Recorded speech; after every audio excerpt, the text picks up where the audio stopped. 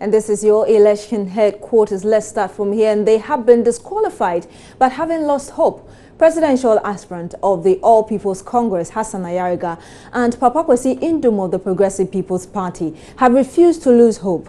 Let's start off with Hassan Ayariga. He launched his campaign over the weekend at Ashaiman. Addressing the gathering, he said it was shocking for the commission to say he failed to identify himself because he is the most popular presidential aspirant in Ghana now. And he insisted he is still in the race despite his disqualification.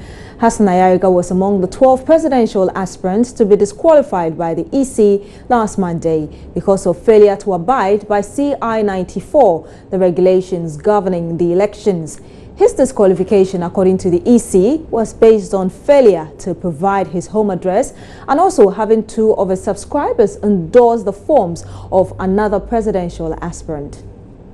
APC! Ayariga!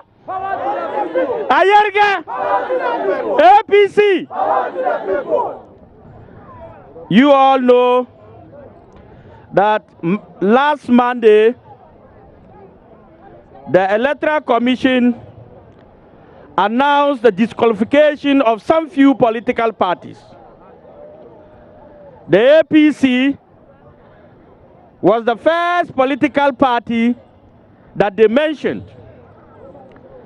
According to the woman, the Electoral Commissioner, the APC, Dr. Hassan Ayariga, could not give the location of his home address. I think if you all listen very well, I am sure everybody knows Hassan Ayariga, even if I didn't put my home address. APC! Ayariga! Ayariga! I was very upset because someone who has contested for the election of Ghana and has filled the form of the Electoral Commission, the same commission that gave me the voter ID card, now turn around to tell me, Dr. Hassan Ayariga, I cannot identify myself. Can you imagine? Can you imagine this? Is that the Ayariga they know or it's another Ayariga they were looking for? Which Ayariga were they looking for? Is it APC Ayariga or another Ayariga they were looking for? If it is the APC Ayariga is more popular than any other presidential candidate in Ghana.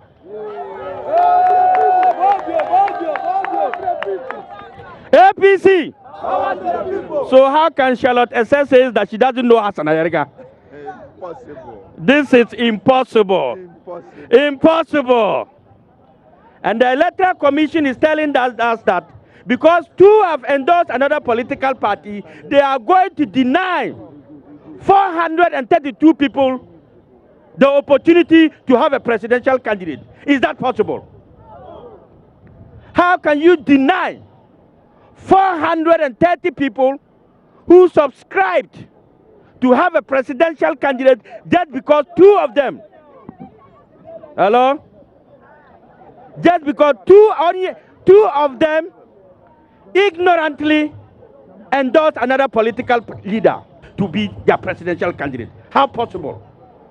Why? Why? We cannot accept this. No. So I have come to tell you that APC, by the grace of God, is going to contest this 2016 general election. That all power comes from God and not from one person or the commission. We have done the right thing. From the beginning of the formation of APC till today, we have followed and we have satisfied the constitutional requirement of Ghana and EC. We need a change. We need a change. And that change is not going to be from NDC to MPP or to PPP. No! No! No! Lie.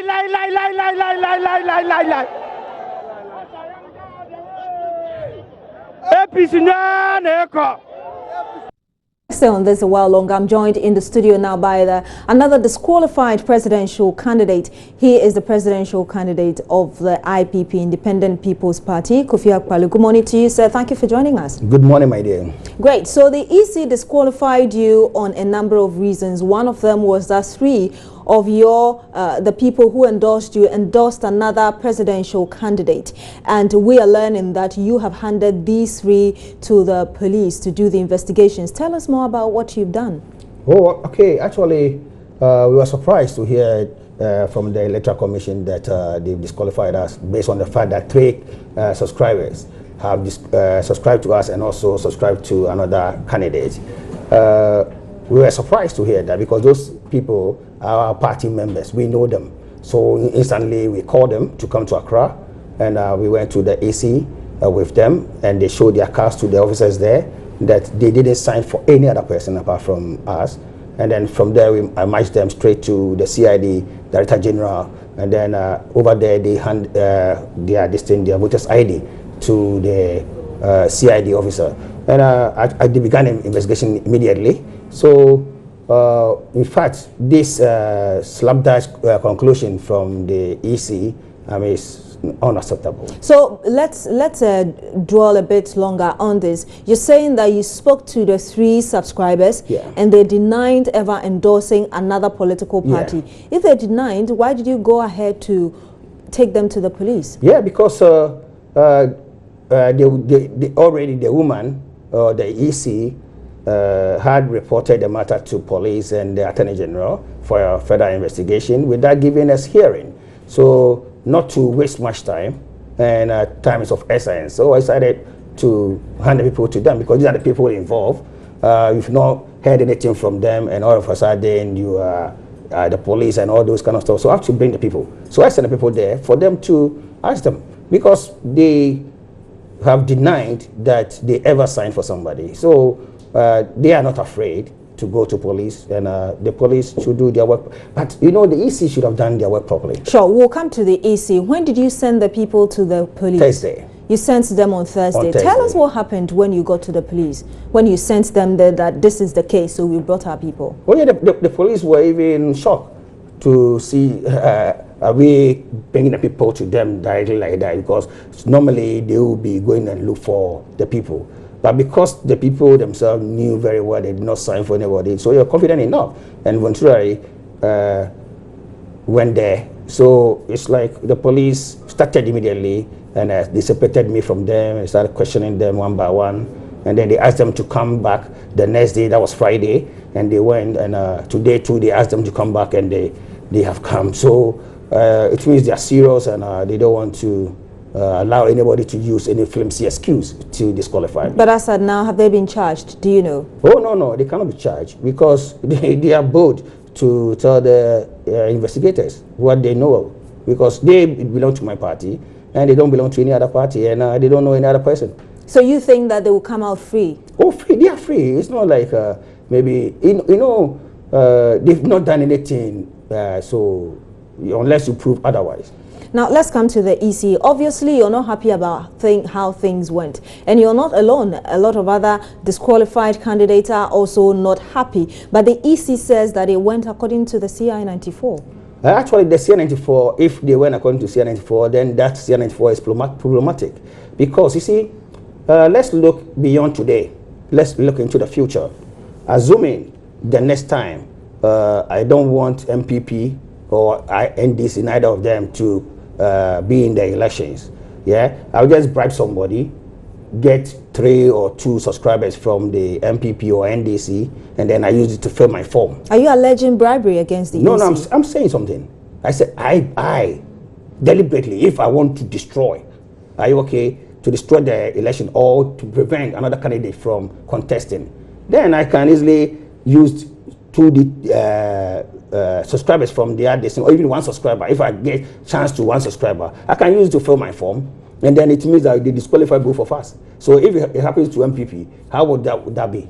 So no, you see what I'm trying to say, maybe you're not getting. They are disqualifying me based on the fact that they found 3 people subscribing to me and at the same time subscribing to another And that's the candidate. point I want to draw your attention to. Why do you think that another party might have done that against you?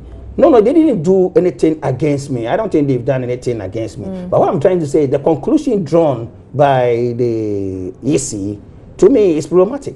Because you can't just draw a conclusion like that. You should investigate before you come to conclusion.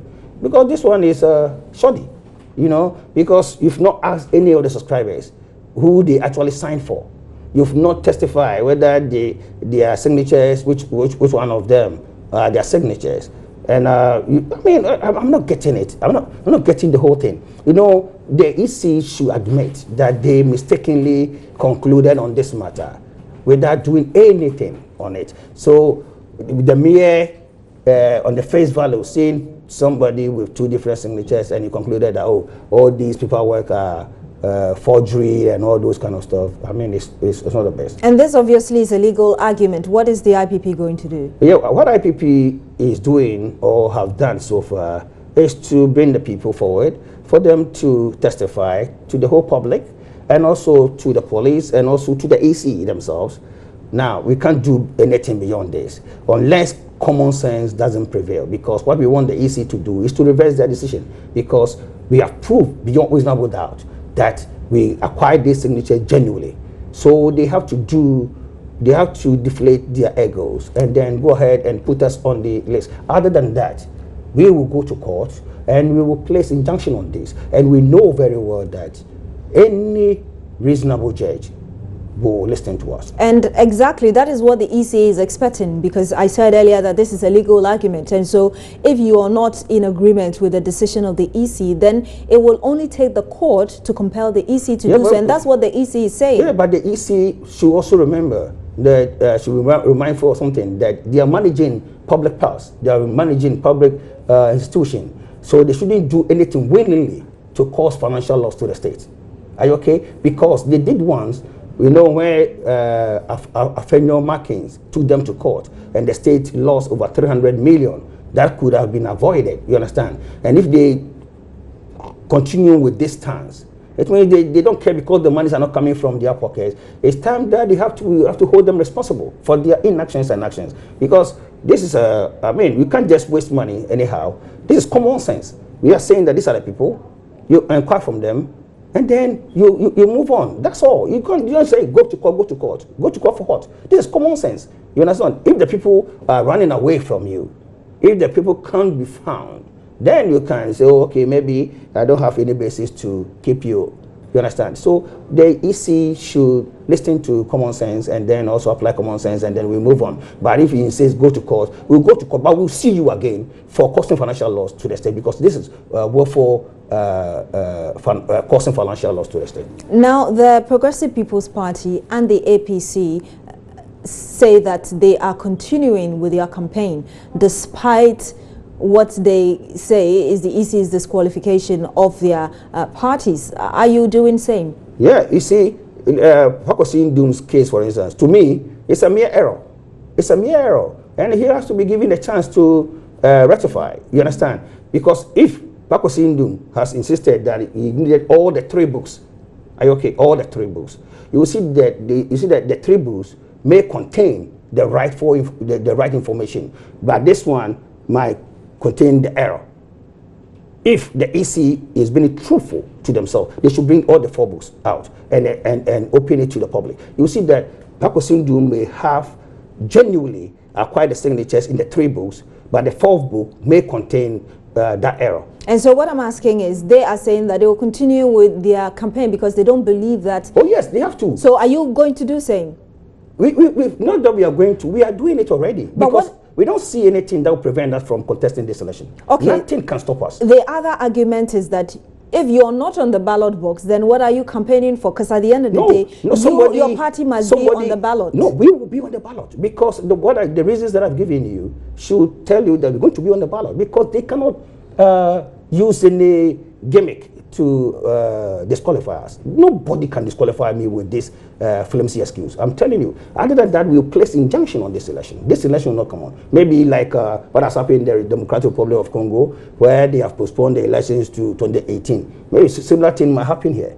because nobody should take us for granted. And indeed, you admitted that time is of the essence. Yes. Are you giving the EC, let's say, up to next week or up to 2 weeks, after which, if nothing has been done, oh, no, I'm waiting. I'm waiting for the CID to come out with their findings by latest today, and after that, we'll see what we'll do. Because I know for sure the CID are going to conclude the matter today, and then they will pass it on to the EC, and then the EC should do the right thing. As simple as that. Thank you very much. Kofi Akpalu is the presidential candidate of IPP. And still on this scene, Gardner says social media is not just an activity, it is an investment of valuable time and resources. Therefore, Papa Kwesi Indum has taken to social media to keep his campaign and face on the minds of voters. And we'll bring you more on this, but we'll be back shortly with details. All right.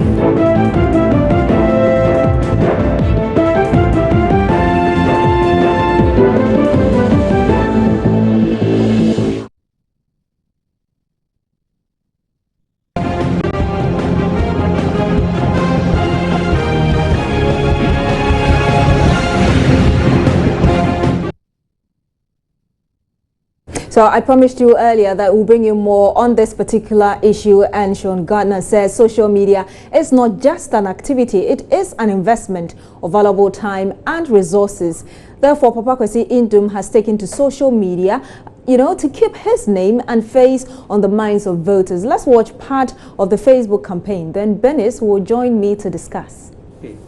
Well, let's start all over again and see what is it that we are able to accomplish. And I hope this is better. I hope this is clearer. What have I said so far? What I've said so far is that the PPP will use the practical examples that have been tried, tested, proven, particularly the example that I personally have experienced in the USA, in a small town called Cokato in Minnesota, where you go to the community of less than 2,000 people. They've got their own school from kindergarten to senior high school. The children get education. The farmers are educated. They have their own bank there. They run the school themselves. There are 2 factories there for the farmers who grow beans, who grow corn, and these 2 processing factories, Northland Canning, Green Giant, they can the corn, they can the beans, provides a ready market for the farmers, and then the dairy farmers. It's also a processing facility, so they take the milk that they have obtained from their cows. It gets pasteurized, it gets processed, they get good money. And on top of all of that, the American government applies its full weight using the authority and the powers of the state to ensure that their market is, if you will, protected, so that we don't have an influx of beans, of corn coming from other countries, and when there's a glut of the farm produce, the American government buys it, it stores it. Those are some of the food items that when countries in Africa and elsewhere suffer drought or have problems, that is what they bring as aid, food aid to us. That example, which works, I have experienced and will replicate it in Ghana. And as a result, I have also tried some experiments. And therefore, I'm able to say confidently, not that I am promising a factory somewhere, but that we have done examples where there are 2 factories in Elmina in one municipality, 1 factory that processes takeaway packages and food plates and food trays. They're assembling television and set-top boxes right there in Almeida. And now we want to do some things that take on the raw material from the area and as an experiment of building a mini economy within the broader national economy. It is working. It is something that should be replicated. And then we've gone on to rice and gone to rice growing areas and seen the hard labor and the problems that rice growers all over the country. So Papa Kwesi Ndum believes in the ability of social media to help him achieve whatever he wants to achieve. I'm joined in the studio now by my colleague Benis Abubeidu. Benis, you've been to his Facebook page. Tell us what exactly is happening there so now. you know, on the Super Morning Show, Dr. Papa Kwesi Ndum said that he was still going to campaign because the PPP has a lot of parliamentary aspirants that he would like to see in parliament. But maybe we didn't think this was going to be the strategy. Well, on Facebook, this video is actually a live video and it's had over 4,000 views and over 60 comments. Within how many minutes since he posted it? Well, it's been quite, I think, since a couple of hours. It's been a couple of hours. But if you get onto his Facebook page, you'd realize that there are some shorter versions of this video before you get to this particular one. And it's captioned what the PPP will do to make Ghanaian farmers prosperous. And it's about 34 minutes, that particular video of which you saw some excerpts. So basically, if you know Papa Kwesi Ndum, or if someone has followed him on Facebook, you'd realize that he's very, very active on social media. For example, when the EC disqualified the PPP, he came onto social media to comment about it, to encourage his followers that they were going to fight. He keeps updating people and followers on Facebook. And this is the latest trend. He's decided to do his campaign via Facebook Live. But Benis, I'm interested in some of the comments people are posting on his page. So some people are actually sympathizing with him. Some say they're quite disappointed that he's not running. Others are hopeful that his suit in court will turn out to his favor, in his favor, so that they can vote for him because they've been rooting for him from the beginning. And so those are some of the comments. Some actually say they believe in him, they believe in his dreams, and that his work speak for him and all that. But he's not the only one. You know, a lot of the parties have turned to social media. We know about MPP doing a lot of Facebook Live with their rallies, the president touting his over 1 million followers and all that. So it's going to be interesting this year as we look at how the various presidential aspirants, well, he's disqualified, but he hopes to get onto the ballot box. But how they use social media as a campaign tool. Yes. Thank you very much. Pleasure. Abubeidu, let's stay on this. The Electioneering Security Task Force, or the Ghana Police Service, has also been telling Joy News about some of the things officers are expected to do during the elections. Chief Superintendent Ben Agozo is the director of the task force of the Ghana Police Service, as well as the head of the task force. December 7, we are really prepared. Not only the police service, it's also the National Election Security Task Force. And as you are already aware, it comprises all the security agencies, including the EC. We have started this preparation since last year. And it will interest you to know that last year we had a kind of training amongst all the security officers at Pualugu, which was one of the best things we did, because then we wanted an integrated approach to whatever we were going to do, because there could be fire, there could be arson, there could be anything, and then all of us may have to move in. We've also recognized that enforcing the law alone may not solve many problems, all right? So we thought that we should also, in addition to enforcing the law, add some kind of dialogue with political parties, with all stakeholders, and ensure that all of them are involved in the process. And all of this is to inform them about what? Not just to inform them, but also to solicit their views, their support, and then also their advice, and to bring them on board with the understanding that peace or a peaceful election is a function of the interaction of all our efforts. And this is not just done at the national level, it's also being done at the community level. And you will also observe that when you go to the communities, we have the community policing unit that is moving from churches to mosques to communities to chiefs to elders to opinion leaders in the communities and talking to them about the need for peaceful election.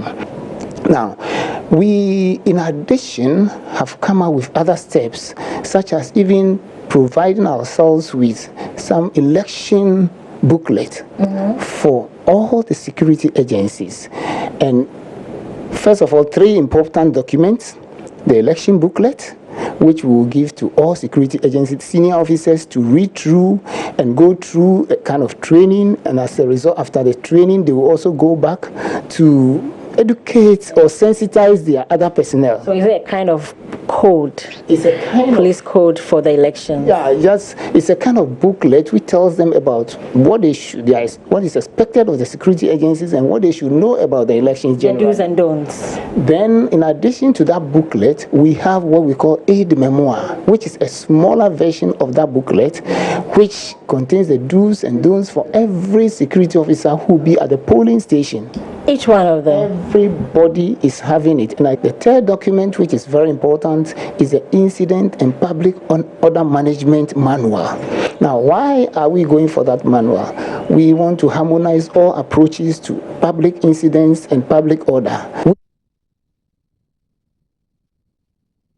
Now, the New Patriotic Party has, however, raised some concerns with the election transfer process. Freddie Blay is the acting chairman of the party. Well, we were not briefed properly.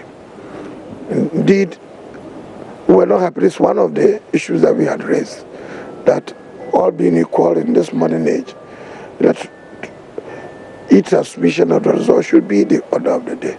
But it should not be done like as if it's administrative. All stakeholders should be involved from various stages, from the police station to the constituency level, to the region, and indeed to Accra. It appears that we were not too much involved.